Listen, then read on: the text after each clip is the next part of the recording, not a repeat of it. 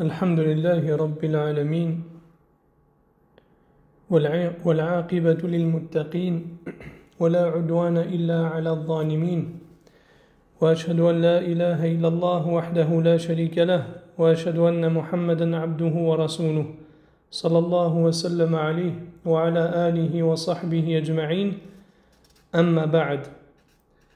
Nous sommes donc arrivés au huitième fondement, donc dans le livre Usul Mu'amalatil Ahli wal Ashab fi Sunnati Nabawiyya du noble cheikh Suleiman al-Ruhaili hafidhahullah ta'ala. Le cheikh nous dit Al-Aslu Thamin Mu'amalatul Ahli wal Ashabi ma bayna al-adli wal fadli. Le huitième fondement, c'est le fait d'agir avec la famille et les amis entre l'équité et la bienfaisance. Ce qui est obligatoire dans la manière d'agir avec la famille et les amis, et bien sûr la création de manière générale, c'est l'équité. Quant à la perfection dans cela, c'est la bienfaisance. Et il n'est pas permis de descendre en dessous de l'équité. Ainsi, l'équité est une obligation. Quant à la bienfaisance, c'est un acte recommandé, comme l'ont dit les savants. Et qu'est-ce que signifie l'équité? L'équité, c'est de donner à chacun son droit selon sa mesure, sans excès ni diminution. Car l'équité n'est pas une égalité absolue. Et ça, c'est une chose qu'il faut bien comprendre et distinguer. C'est que l'équité, ce n'est pas une égalité absolue. Car il se peut que l'égalité soit parfois une injustice et parfois une équité. Et l'équité, c'est le fait de donner à chacun son droit selon son besoin et sa part légitime. Ça, c'est l'équité. Par exemple, et comme le cheikh hafidhahullah, il a pour habitude, jazahullah khan, de donner à chaque fois des exemples afin qu'on comprenne la distinction entre, par exemple, l'égalité et l'équité. Donc il dit ici, si un homme, par exemple, a deux épouses, et c'est pas moi qui ai choisi cet exemple. Donc il dit, le cheikh hafidhahullah, si un homme a deux épouses, l'une a 7 enfants et l'autre n'en a pas. Ici, l'équité, ce n'est pas de donner à l'une exactement la même chose que l'autre. Ça ne fait pas partie de l'équité. Car les besoins de l'une ne sont pas comme les besoins de l'autre. L'équité est de donner à chacune selon son droit et son besoin. Ça, c'est l'équité.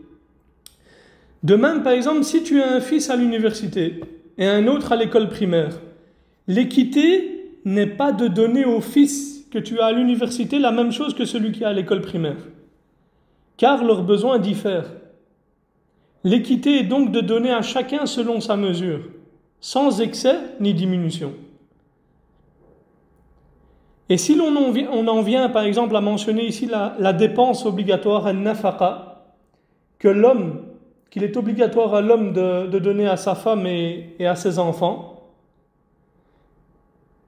Par exemple, si une femme a droit comme dépense, c'est-à-dire qu'elle a ce besoin-là, par exemple, de 1 000 € par mois ou de 500 € par mois. L'équité est qu'il lui donne ces 500 € par mois. Car l'équité est obligatoire pour chacun et envers chacun. Et l'équité, comme le disent les savants, c'est une vertu absolue. Il n'y a aucune exception dans cela. C'est une vertu absolue. Il est donc obligatoire d'être juste envers tout le monde, même envers le mécréant. C'est-à-dire qu'il faut faire preuve d'équité et de justice envers tout le monde, même envers le mécréant. Même envers celui que tu détestes. Tu dois être juste avec lui. Et l'équité ici, c'est une vertu qui n'admet aucune exception, comme on l'a mentionné. Tandis que l'injustice est interdite de la part de tout un chacun envers quiconque, même envers le mécréant. Et à plus forte raison envers ton ami et ta famille. Et que dire alors de celui qui partage avec toi la même religion et le même manhaj, la même méthodologie et la même voie? Comment peux-tu faire preuve d'injustice envers lui? Comment peux-tu laisser ta langue se délier contre lui dans l'injustice et la transgression? Et cela est sans aucun doute interdit. Et Allah tabaraka wa ta'ala dit وَلَا يَجْرِمَنَّكُمْ شَنَآنُ قَوْمٍ عَلَىٰ أَلَّا تَعْدِلُوا اعْدِلُوا هُوَ أَقْرَبُ لِلتَّقْوَى وَاتَّقُوا اللَّهَ إِنَّ اللَّهَ خَبِيرٌ بِمَا تَعْمَلُونَ. Traduction du sens rapproché du verset, que la haine pour un peuple ne vous incite pas à être injuste. Soyez juste, cela est plus proche de la piété, et craignez Allah. Car Allah est parfaitement connaisseur de ce que vous faites. Et Allah tabaraka wa ta'ala dit dans le Coran Inna Allah ya'murukum an tu'addu al-amanati ila ahliha wa idha hakamtum bayna an-nasi an tahkumu bil 'adl. Inna Allah ni'ma ya'idhukum bih. Inna Allah kana sami'an basira. Certes, Allah vous ordonne de rendre les dépôts à leur ayant droit, et quand vous jugez entre les gens, jugez avec équité. Quelle bonne exhortation qu'Allah vous fait. Quant à la bienfaisance, al-fadl, donc maintenant on a vu l'adl, maintenant on va voir al-fadl, la bienfaisance.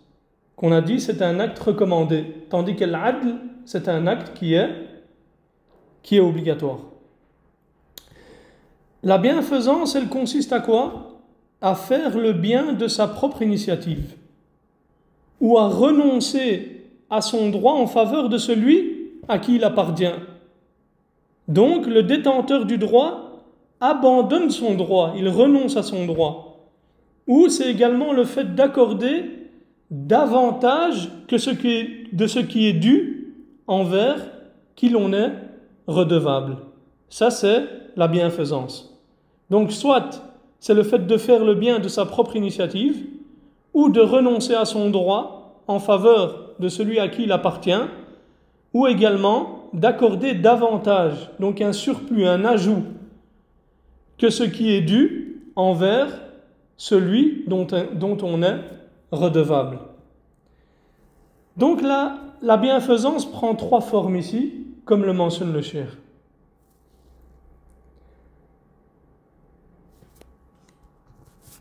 La première forme, donc la première forme, c'est le fait de faire le bien de sa propre initiative, spontanément, sans cause préalable, c'est-à-dire qu'il n'y a pas de cause.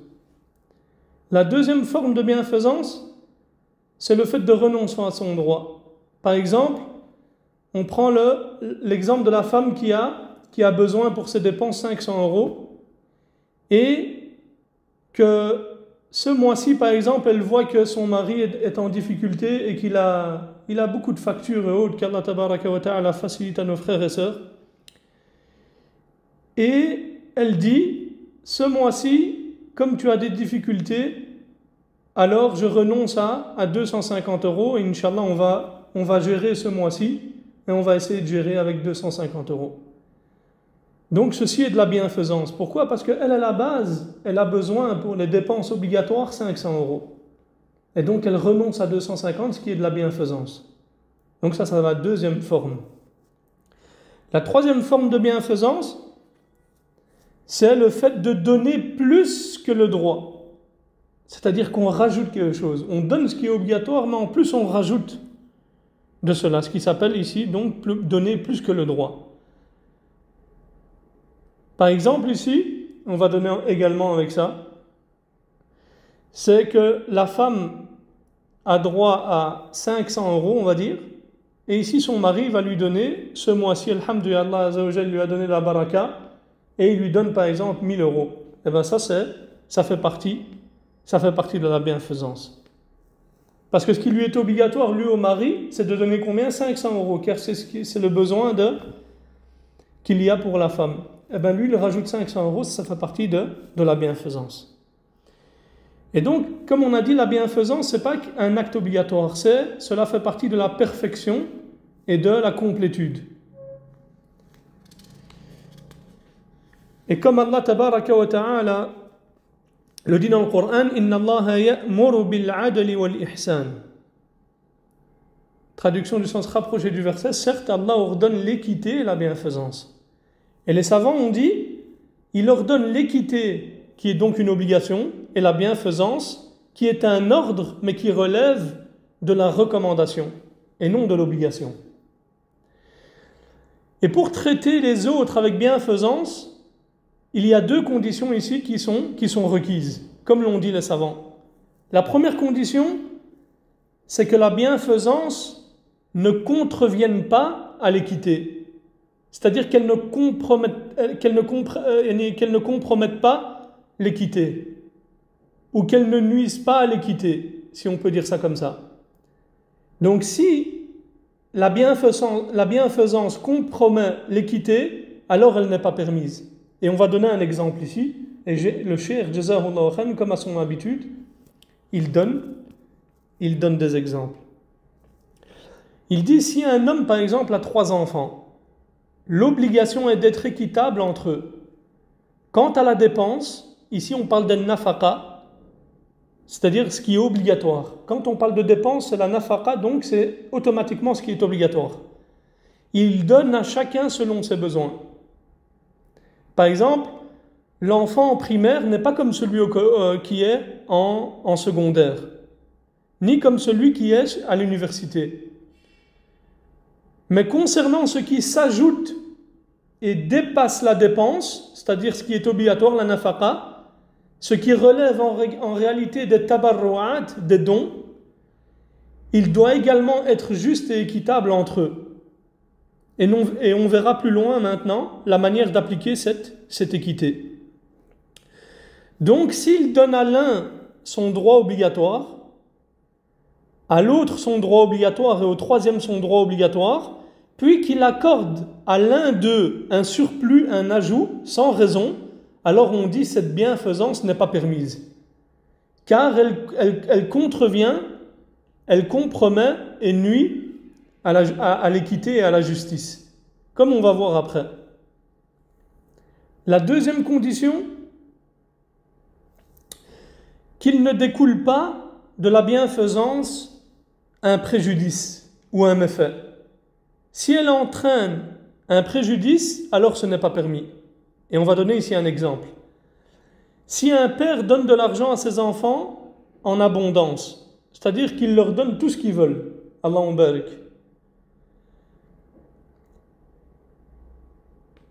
même s'il agit avec eux de façon égale, et il les traite de façon égale, et leur donne à chacun leurs dépenses obligatoires, mais qu'il ajoute à cette dépense obligatoire, c'est-à-dire un surplus, il rajoute des grandes sommes, et que cela entraîne en réalité la corruption de ses enfants, et les amène à leur perte.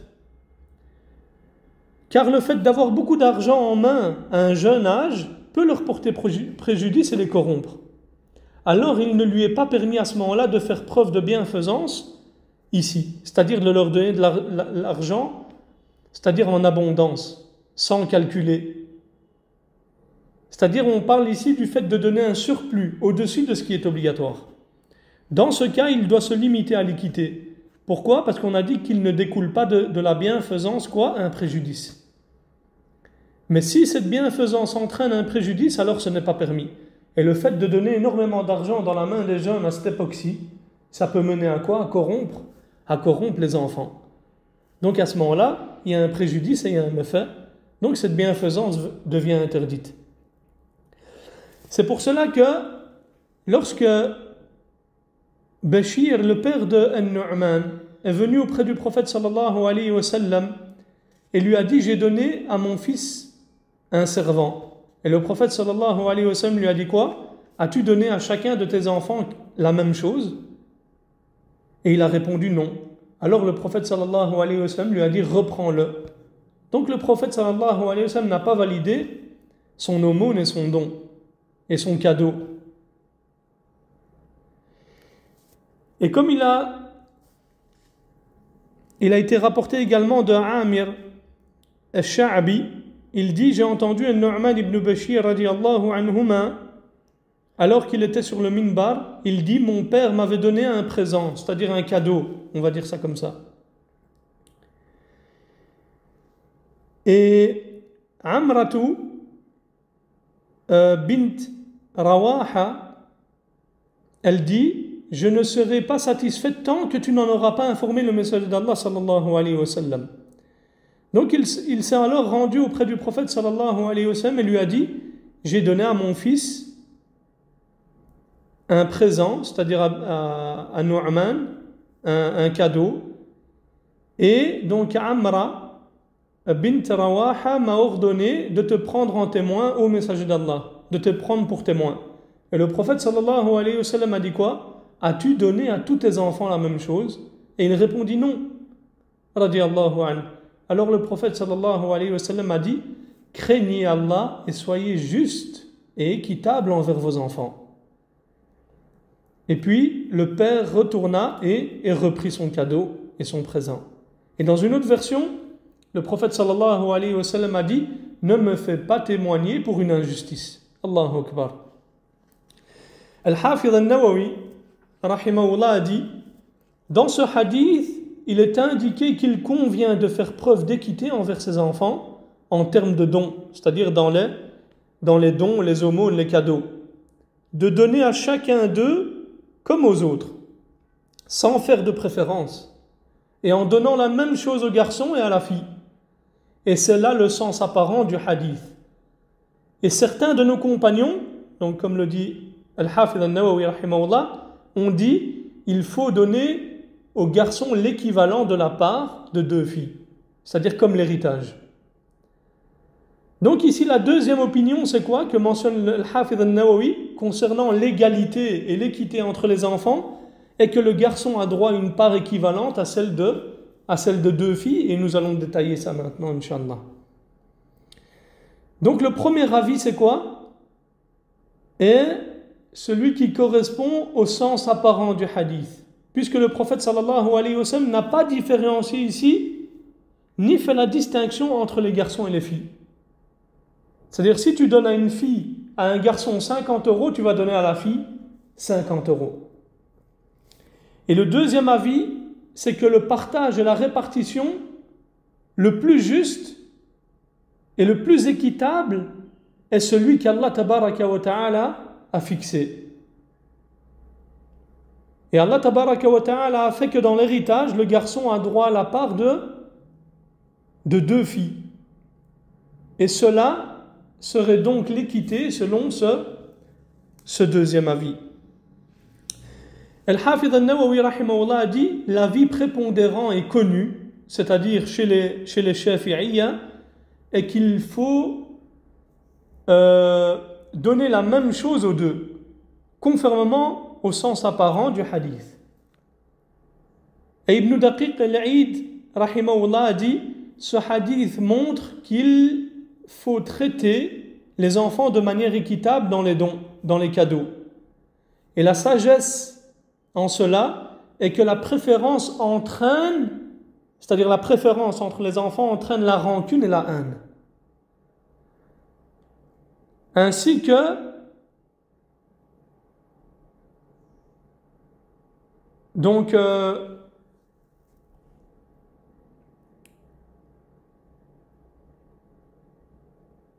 la préférence entraîne la rancune et la haine, comme le dit Ibn Daqiq al-Eid. Yani chez l'enfant défavorisé, qui a été défavorisé. Et ici, ils ont divergé sur cette égalité. Doit-elle suivre la règle de l'héritage en donnant au garçon une part équivalente à celle de 2 filles ou non? Et le sens apparent du hadith ici implique l'égalité de manière absolue. Fin de citation. Et notre cher Ibn Uthaymin rahimahullah a une parole ici précieuse à ce sujet, et comme toutes ces paroles d'ailleurs, car le cher, comme il est connu, était un juriste minutieux à qui la réussite a été accordée rahimahullah ta'ala. Cher Ibn Uthaymin rahimahullah a dit l'interdiction de préférer certains enfants à d'autres dans les dons, les cadeaux et autres inclut aussi bien les garçons que les filles. Premièrement, c'est-à-dire le premier avis, donc premièrement, la préférence est interdite. Et même si cela n'est pas l'avis de la majorité, c'est l'avis prépondérant. C'est l'indiqué par la sunna du prophète sallallahu alayhi wa sallam. Puis il a dit, rahimahullah, ce qui est voulu ici par al-atiyya, le don, ou le cadeau, c'est le don pur et volontaire. C'est-à-dire que c'est lui qui choisit de lui-même de faire cette chose-là et qu'il n'y a aucune cause qui est préalable et ni qui pousse cette personne-là à faire ce don-là. Et cela n'inclut pas la dépense, al-nafaqa, ce qui est obligatoire. Car dans la dépense, on donne à chacun ce dont il a besoin, que ce soit peu ou beaucoup. Comme on a expliqué précédemment concernant la nafaqa pour l'enfant, par exemple, qui est en primaire ou en secondaire ou à l'université. C'est-à-dire qu'on va, par rapport à la nafaqa, on va donner à chacun selon ses besoins. Par exemple, le cheikh nous dit, si l'un d'eux recherche la science et a besoin de livres et que l'autre n'en a pas besoin, il n'y a pas de mal à donner au premier ce dont il a besoin en livres, car cela relève de la dépense obligatoire. De même, si l'un d'eux a besoin de vêtements et l'autre non, on donne à celui qui en a besoin. Ou encore, si l'un tombe malade et a besoin d'argent et de médicaments, on lui donne. Et il n'y a pas de mal à cela. Et donc ça, c'est ce qu'on appelle un nafaqa. Ou bien si l'un atteint l'âge du mariage, on le marie et cela n'est pas interdit. L'important est que tout ce qui concerne le fait de couvrir les besoins, l'égalité consiste à donner à chacun ce dont il a besoin. Ça, c'est ce qu'on appelle ici. Donc ça, c'est l'égalité. Mais il s'agit de dons purs faits volontairement. Mais s'il s'agit de dons purs faits volontairement, c'est-à-dire ce qui ne concerne pas une nafaqa, alors il faut absolument les traiter de manière équitable. Et ça, c'est très très important de faire la distinction ici entre une nafaqa et le fait de faire les dons purs de manière volontaire, c'est ce qui ne rentre pas dans une nafaqa. Les savants ont divergé ici. Est-ce que l'égalité dans les dons consiste à donner au garçon et à la fille la même chose? Donc si on donne, par exemple, au garçon 100 €, on donne à la fille 100 €. Et est-ce que cela s'applique également dans le don absolu, comme dans le don qui est motivé par une cause commune? Et ici, on va expliquer. Le don absolu, c'est quoi? C'est lorsqu'un père, par exemple, vient et donne quelque chose à ses enfants. Ça, c'est ce qu'on appelle un don absolu.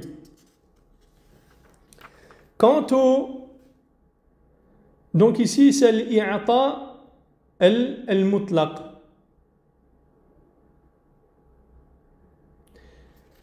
Quant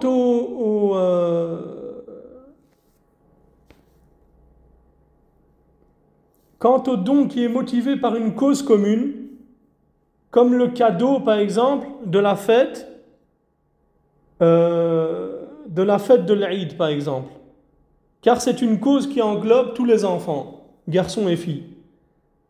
Et cela rentre donc dans ce cas. Donc ça c'est là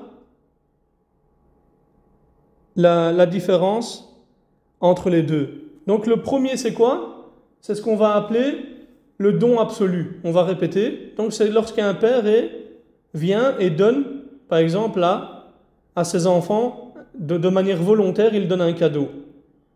Ça c'est le don absolu. Et le don qui est motivé par une cause commune, c'est par exemple lors d'une fête, comme la fête de l'Aïd. Et c'est une cause qui englobe tous les enfants, que ce soit les garçons et les filles. Et le cheikh rahimahullah nous dit, quant à l'égalité de leur donner selon ce qu'Allah tabaraka wa ta'ala a attribué à chacun dans l'héritage, comme Allah tabaraka wa ta'ala le dit dans le Coran, لِلذَّكَرِ مِثْلُ حَظِّ الْأُنْثَيَيْنِ, donc au fils une part équivalente à celle de 2 filles. Donc si l'on donne 100 aux garçons, on donne 50 à la fille. Selon comme on a dit, il y a 2 avis. Il y a ikhwa wa akhawat. Le premier avis, c'est qu'on donne la même chose à la fille et au garçon. Et le deuxième avis que le cheikh mentionne ici, c'est que, et les deux avis, ça fait partie de l'égalité.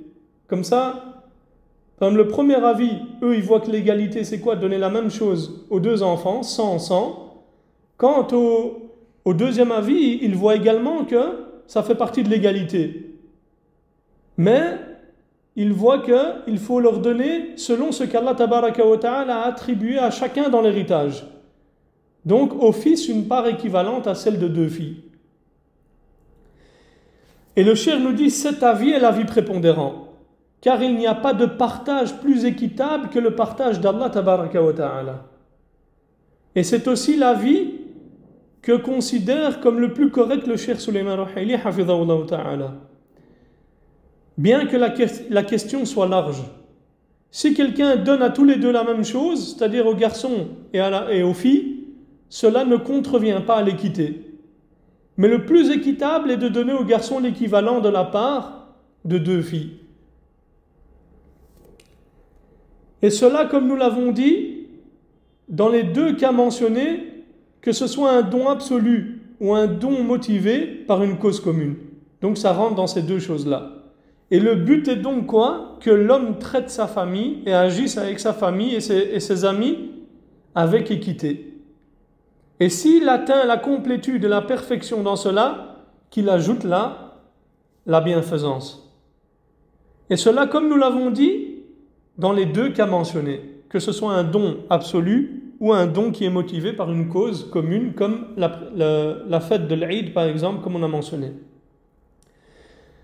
Et le but est donc que l'homme agisse avec sa famille et ses amis, donc, quant à la perfection et la complétude qui est la bienfaisance. Et fait partie de l'équité, et on va conclure par cela, Inch'Allah, que l'homme ne déteste pas ce qu'Allah Tabaraka wa Ta'ala lui a accordé comme fille. Car certaines personnes, malheureusement, lorsqu'Allah Tabaraka wa Ta'ala leur accorde un garçon, elles s'en occupent, prennent soin de lui donner un beau nom, organisent sa aqiqa et autres. Mais si Allah Tabaraka wa Ta'ala leur accorde une fille, c'est comme si une calamité s'abattait sur elle. Et cela, en réalité, ne fait pas partie des comportements des gens de l'islam, mais bien des comportements des gens de la Jahiliya, l'époque pré-islamique. Et regarde ce noble hadith du prophète sallallahu alayhi wa sallam à ce sujet. D'après Uqba ibn Amir radiyallahu anhu, il a dit que le prophète sallallahu alayhi wa sallam a dit La takrahul banat, ne détestez pas les filles, car elles sont certes celles qui adoucissent la vie, et ce sont les précieuses. Allahu Akbar. Ne détestez donc pas les filles, car elles sont certes celles qui adoucissent la vie. Et wallahi, la tendresse et l'attention se trouvent chez les filles. Et en elles, il y a tout le bien. Wallahi, qu'elles sont précieuses. Et moi, je sais de quoi je parle. Walillahi alhamdulillah, tabaraka wa ta'ala. Il m'a donné trois filles, alhamdulillah. Donc, il ne faut pas détester les filles. Comme il a dit le prophète sallallahu alayhi wa sallam, elles sont certes celles qui adoucissent la vie. Ainsi, fait partie de l'équité, et donc le fait que l'homme ne déteste pas les filles lorsqu'Allah tabaraka wa ta'ala lui accorde une fille, mais qu'il sache que toutes sont un bienfait d'Allah tabaraka wa ta'ala et une grâce d'Allah. Et on s'arrête ici, Inch'Allah. Hada wa sallallahu ala nabiyyina Muhammad wa ala alihi wa sahbihi wa sallam. Jazakumullahu khairan. Assalamu alaikum wa rahmatullahi wa barakatuh.